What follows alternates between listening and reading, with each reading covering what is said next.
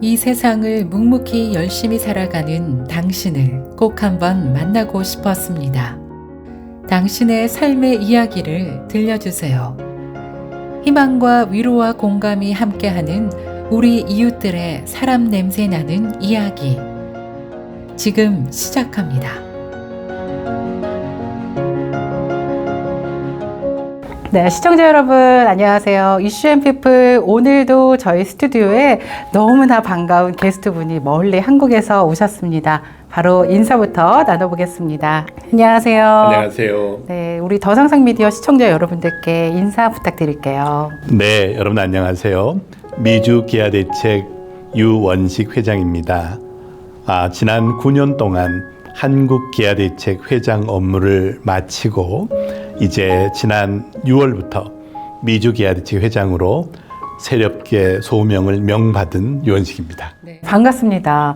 멀리 한국에서 시카고를 방문하셨는데요. 우선 이제 미주 기아대책 회장으로 취임하신 거 축하드리고요. 네, 그것 때문에 미국을 방문하신 건가요? 네, 그렇습니다. 네, 시카고 오기 전에 다른 지역도 돌고 오셨다고 들었거든요. 네, 기아대책 업무는 워낙 제가 9년을 했으니까 큰 프레임은 특별한 건 없지만 미주에서는 어떻게 하고 있는지 5개 도시를 한번 쭉 투어하는 그런 일정이에요. 그래서 6월 22일 날 달라스를 방문해서 달라스의 주요 교회와 주요 후원자님들 또 후원 이사회를 만났고 그리고 워싱턴 DC에서 북미주 CBMC 대회가 3일 동안 있었어요.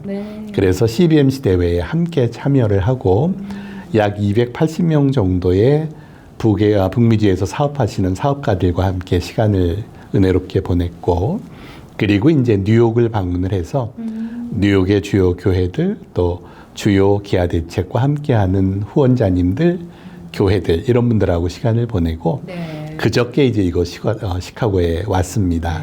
시카고는 이제 기아대책 본부가 여기 있기 때문에 이곳에서 어제는 사무국 직원들과 함께 전체적인 업무 분석을 같이 해본 시간을 가졌고요. 이번 주일까지 이곳에서 시간을 보내고 월요일 날에는 이제 LA에서 진행되고 있는 KWMC 그 선교사 대회에 저희가 한 세션을 맡아서 선교사 대회까지 참여를 하고 그리고 이제 다음 주 월요일 날 7월 15일 날 한국으로 돌아가는 그런 일정입니다. 일정이 굉장히 이렇게 빽빽하다고 할까요? 되게 많은 일정을 소화하려고 힘드실 텐데 우리 시청자 여러분들 미주 기아대책 많이 들어보셨을 거예요. 하지만 좀 모르시는 분들을 위해서 우리 한 번만 더 어떤 단체인지 소개를 해주시면 좋을 것 같아요.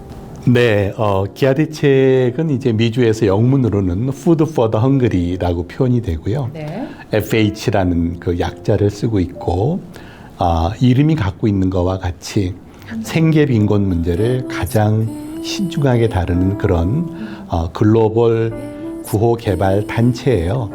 그래서 아마 다른 데의 NPO의 이야기들을 많이 들으셨겠는데 기아대책이 다른 점이 있다 그러면은 복음을 떡과 함께 전하는 곳 그것이 이제 근본적으로 다른 조직이고요. 그리고 많은 그 NPO들이 이제 아동 결연을 많이 하시는데 저희도 아동 결연을 합니다만은 저희들의 궁극적인 목적은 공동체가 자립을 해서 스스로 경제적으로 또는 신앙적으로 정서적으로 설 수 있도록 마을을 만들어 주고 나서 출구 전략에 의해서 떠나는 것이 저희들의 이 기본적인 그 존재의 의미라고 보시면 되겠습니다. 기독교 정신이 베이스로 된 단체라고 생각해도 될까요? 기독교 정신이 베이스로 되어 있을 뿐만 아니라 전 직원이 다 크리스찬이고요. 한국에는 직원이 250명이 있습니다. 근데 250명이 전부 세례 교인이라고 보시면 되고요. 또 선교사를 해외에 파송하는 유일한 단체이기 때문에 어떨 때는 교회 같기도 하고 어떨 때는 신앙 공동체 같기도 하고 이런 조직의 모습을 갖고 있는 게 저희인데 저희는 45개 나라에 400명의 선교사를 파송하고 있어요. 그러니까 아마도 이 NPO 중에서 선교사를 파송하는 단체는 아마 기아 대책밖에 없다고 생각을 합니다. 해마다요, 아니면? 현재 일하고 계신 분들이 그렇게 구성이 되고 있는 거죠. 그럼 거의 전 세계에서 다 선교 활동하고 계신다 해도 과언이 아니겠네요. 네, 그렇습니다. 아마 가장 많은 국가는 이제 아프리카고요. 예. 그 다음에 아시아권이고 남미권이 이제 상대적으로 조금 적은 구조를 갖고 있는데 아마도 그 이유는 이제 아프리카는 절대 빈곤이 나타나고 있고 남미는 좀 상대 빈곤이 아무래도 좀 있는 곳이고요. 아시아 같은 경우는 미얀마나 파키스탄이나 스리랑카나 이런 데는 뭐 절대 빈곤 지역이지만 태국이라든지 또는 뭐 필리핀이라든지 이런 데는 또 약간 상대적인 빈곤의 네. 그 나라이기 때문에 조금 아시아는 좀 섞여 있다고 보시면 될 것 같습니다. 네. 굉장히 의미 있는 일을 또 하시는데 한국에서도 제가 알기로는 9년 동안 또 사역을 하신 걸로 들었어요. 어떻게 또 이 9년이라는 긴 시간이잖아요. 네, 어떻게 또 이렇게 하시게 됐고 또 하시면서 어떤 일들이 가장 보람이 있는지 여쭈고 싶어요. 네, 아무래도 이제 인생 여정을 얘기하다 보면 네. 개인의 간증이 좀 들어갈 수밖에 없는데 네. 저는 전자공학을 전공하고 네. 삼성전자에서 컴퓨터 관련된 마케팅 부문에서 일을 시작을 했어요. 그때만 해도 우리나라가 컴퓨터라고 하는 것이 굉장히 생소하던 시절.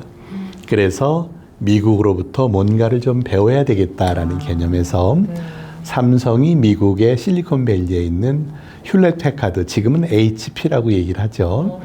그 회사와 함께 협약을 맺고 인력 파송을 왔다 갔다 하고 있었던 중이었어요. 그래서 HP에 관련된 일을 쭉 해오다가 HP 사업 총괄 부사장까지 제가 하고 그리고 선 마이크로 시스템즈 대표이사 사장, 본사 부사장 역할을 하고 네.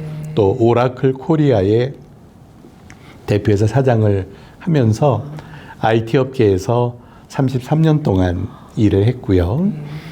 저는 뭐 한국의 IT의 1세대는 아니고 아마 1.5세대 정도라고 보면 될 것 같습니다. 그때가 이제 제가 50 중후반 들어가는 나이인데, 그때쯤 이제 인생의 어떤 뭐라 그럴까요? 회의라 그럴까요? 아니면 뭐 이렇게 사는 것이 맞을까라는 거에 대한 고민, 이런 고민을 함께 하게 됐어요. 그런데 제가 이렇게 저의 소위 후반전을 구호개발단체에서 일을 하게 된 동기는 저희 아들하고 좀 관계가 있다고 볼 수 있을 것 같아요. 저는 결혼을 하고 86년생 아들, 88년생 아들 둘을 키우고 있었는데 86년생 아들이 초등학교 3학년 때, 그러니까 한국 나이로 이제 9살 정도 됐을 때에 뇌 종양이 발견이 되고 2년 반 정도 투병 생활을 하다가 하나님이 먼저 아이를 데려가셨어요.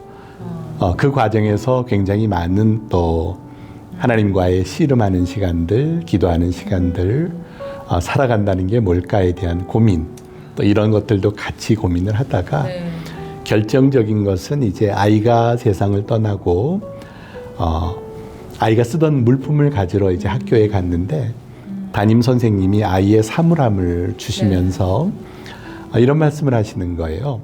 우리가 붓글씨를 그 당시만 해도 애들이 썼는데 가훈을 쓰라고 그랬대요.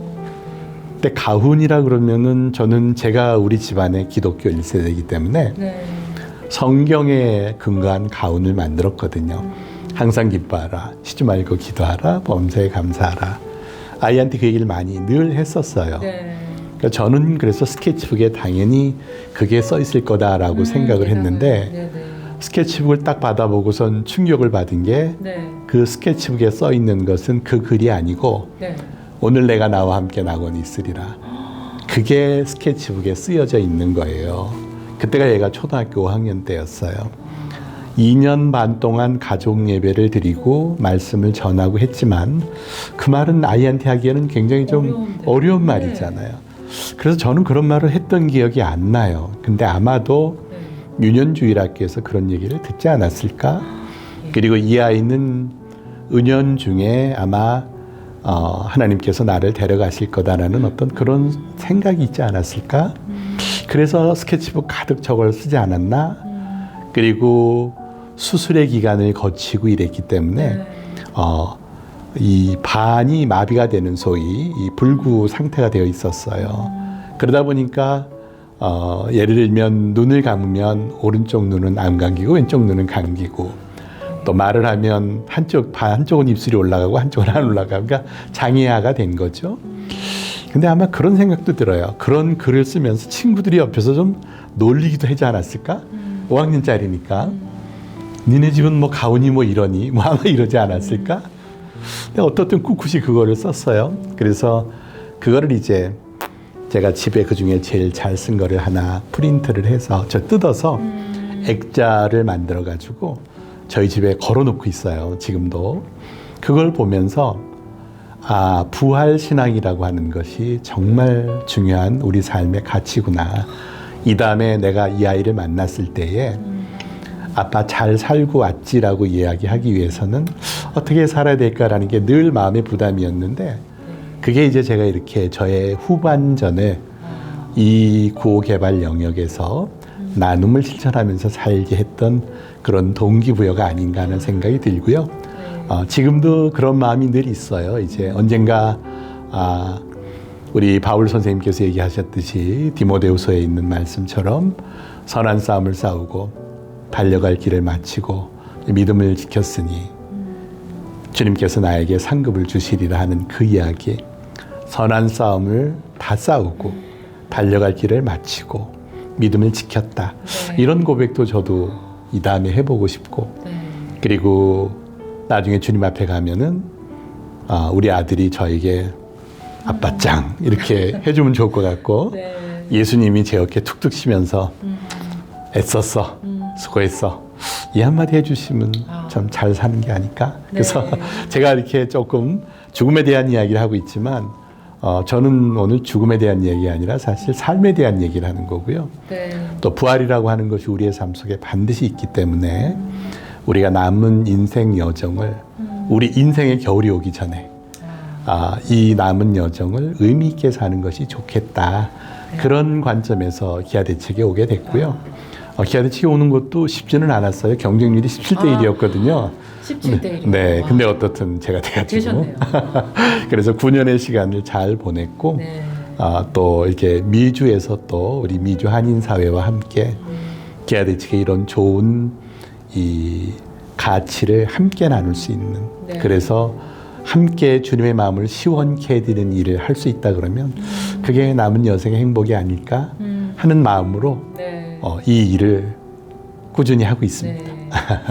네, 우리 유 회장님의 말씀을 듣고 문득 드는 생각이, 인생을 사는데도 방법이 있구나. 그리고 우리 흔히들 그냥 태어난 김에 산다 이런 얘기들 젊은 친구들 많이 하잖아요. 근데 유 회장님 말씀을 듣고 나서는 좀 더 깊게 생각을 할 수 있는 좀 기회가 아닌가 싶어요. 그리고 이제 되게 아픈 가족사잖아요. 네, 이렇게 말씀을 하시는데 그 회장님의 얼굴이 굉장히 평안해 보이시고 되게 행복해 보이세요. 그래서 제가 봤을 때는 이제 미주 기아대책에 들어오시면서 지난 9년의 그 과정 동안 아드님이 옆에서 함께 하시지 않았을까라는 생각이 들어요. 네. 그래서 아까 말씀하셨죠. 이제 나중에 아드님을 다시 만날 때 아드님한테 아빠 짱? 네, 이런 얘기를 벌써 이미 하고 계실 것 같아요. 감사합니다. 네. 그래서 참 되게 어려운 얘기지만 이렇게 나눠주셔서 너무 감사드리고, 이 미주 기아 대책 정말 많은 사람들에게 우리 지금 이제 가난한 나라, 그쵸? 아직도 굶주리는 아이들이 정말 많잖아요. 어때요? 실제 상황을 많이 보셨을 텐데. 정말 저런 세상이 아직도 있을까? 라는 것을 우리가 말로만 들었던 것을 저는 기아대책에 와서 현장을 다니면서 느끼고 보았던 것 같아요. 가난한 나라 아이들이 잘못해서 그 나라에 태어난 건 아니고요. 부강한 나라의 아이들은 뭐 특별히 잘해서 태어난 건 아니잖아요. 우리가 하나님의 뜻을 알 수는 없지만 그곳에 태어난 그들을 위해서 결국 주님의 눈길은 거기에 머물고 계실 것 같고 주님의 발길은 거기에 머물고 계신데 주님께서는 함께 눈길을 머물 사람들, 함께 발길을 머물 사람들을 찾고 계신 것 같아요.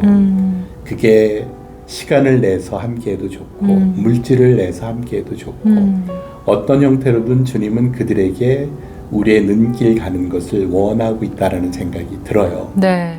저는 이 가난한 아이들을 돕는 것은 단순히 그들의 배고픈 문제만을 해결해 주는 게 아니라 그들로 하여금 꿈을 갖게 하는 것, 존재의 의미를 갖게 하는 것, 나도 하나님의 사랑을 사랑받는 존재라는 것을 알게 하는 것. 그래서 가난하기 때문에 꿈조차 꿀 수 없는 아이들이 네. 이 세상에 너무 많다. 네. 그리고 절대 빈곤 지역인 아프리카에 아직도 많다. 네. 그래서 이 사역에 이제 기아대책이 앞장서고 있고 네. 어떻게 해야 그들을 도울 수 있을까를 잘 모르는 분들에게 네. 기아대책이 가이드가 돼주고 싶고 동행하는 동반자가 돼드리고 싶고 네. 파트너가 돼드리고 싶은 것이 이제 저희들의 이 꿈이고 네. 저희들의 미션이라고 보면 되겠습니다. 네. 우리 시청자 여러분들에게 미주 기아대책 인터뷰를 보고 마음에 감동이 있는 분들이 분명히 있을 거예요. 네. 그래서 그런 분들이 계시다면 어떻게 도움을 드릴 수 있는지 방법을 소개해 주시고요. 네. 구체적으로 이제 미주 기아대책에서 본부를 같이 해서 어떻게 도움을 드리고 있는지도 설명을 해주시면 좋을 것 같아요. 네. 시청자분들 보시고. 혹시 나중에 이렇게 자막이 그럼요. 네, 제가 만들어 드릴게요. 네. 우리 미주에 계신 한인 여러분들께 드리고 싶은 말씀이라면 아마도 우리가 살아가면서 뭔가 좀 새로운 가족들을 좀 입양을 해줬으면 좋겠다. 그러니까 우리 집에 자녀가 둘이면 아프리카 아동을 하나 입양을 하는 방법도 있고 입양을 한다는 것이 호주에 올리라는 얘기가 아니라 한 달에 35불이면 한 아이가 한 달 동안 공부를 하고 점심을 먹을 수 있는 그런 그 돈이거든요. 그 정도의 후원을 해주시면 그 아동이 먹는 문제가 해결이 되고 꿈을 가질 수 있고 공부를 할 수 있다라는 말씀을 드리고 싶어요. 그래서 지금 이 미주 한인기아대책의 전화번호는 847-296-4555 847-296-4555번이고요. 이 전화를 주시면 저희 기아대책 직원이 성실하게 응대해 주실 겁니다. 네, 감사합니다. 많은 분들이 단 소정의 금액이라도 참여해 주시면 참 그것도 의미가 있지 않을까 싶어요. 네, 이렇게 오늘 시청자 여러분들하고 함께 자리해 주셔서 감사드리고요. 우리 마지막으로 이제 미주 한인 동포분들에게 우리 하시고 싶은 말씀 남겨주시고 인사 나눌게요. 네, 아마도 미주에 계신 많은 한인 여러분들은 정말 힘든 시간들도 많이 거치셨고 그러면서 또 자녀들 키우시느라 사업하시느라 아마 수고들이 많으셨을 것 같습니다. 특별히 그리스도인 된 우리들은 주님의 사랑을 실천하는 것이 우리의 가장 기본적인 모습이 아닐까 하는 생각이 들고요. 제가 좋아하는 말 중에 이런 문구가 있어요. 사랑 없이 줄 수 있다. 그렇지만 주지 않고 사랑할 수는 없다. 우리 그리스도인들이 사랑에 대한 얘기를 굉장히 많이 하거든요. 사랑합니다, 사랑합니다 얘기를 하지만 실제 그 말에 이 나눔이 따라가지 않는다 그러면 그건 진정한 사랑이 아니라고 어떤 분이 이야기를 하시더라고요. 저는 그 말에 굉장히 공감을 합니다. 그래서 크든 작든 우리 미주에 계신 한인 여러분들께서 시간으로 나눔을 하시든 또는 재물로 나눔을 하시든 어떤 형태로든 본인의 달란트로 나눔을 하시든 이 나눔의 사역에 함께 해주신다 그러면 더 아름다운 세상, 주님이 바라는 그런 소중한 세상이 되지 않을까 하는 그런 말씀을 마지막으로 드리고 싶습니다. 인터뷰하는 동안 참 따뜻하다라는 생각이 들었어요. 네, 되게 따뜻하세요, 회장님. 감사합니다. 네, 멀리 한국에서 오셨는데 앞으로 남은 일정 건강하게 잘 마무리하시길 바라겠고요. 또 시카고 방문하실 때마다 저희 더상상미디어 시청자분들하고도 만나주세요. 네, 그렇게 하겠습니다. 네, 유원식 회장님과 인터뷰 함께했습니다. 고맙습니다. 고맙습니다. 감사합니다.